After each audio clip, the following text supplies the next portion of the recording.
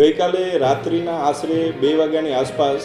Kapodra police station વિસ્તારમાં આવેલી શ્રીજી સોસાયટીની આજુબાજુ એક 7 વર્ષની નાની દીકરી એક રાહદારી વ્યક્તિને મળી આવેલ અને એ રાહદારી વ્યક્તિ પોલીસ સ્ટેશને એ દીકરીને મૂકી ગઈ. દીકરી પૂરતું બોલી શકતી ન હતી, પોતાનું નામ જણાવી શકતી હતી પણ પોતાનું એડ્રેસ જણાવી શકતી નહોતી, જેથી રાત્રે જ અમને જાણ થતાં સી ટીમ દ્વારા સતત શોધખોળ એના વાલી વારસની ચાલુ કરેલી. આજુબાજુના પોલીસ સ્ટેશનોમાં પણ જાણ કરેલી, કંટ્રોલ રૂમમાં પણ જાણ કરેલી, પરંતુ સવાર સુધી એમના કોઈ વાલી વારસ મળી આવેલ નહીં, જેથી દીકરીને સી ટીમ પાસે સાચવીને રાખેલ અને આજ પણ આખો દિવસ સુધી સતત સી ટીમ 16 કલાક સુધી મહેનત કરી અને એના પિતાશ્રીને શોધી કાઢેલ.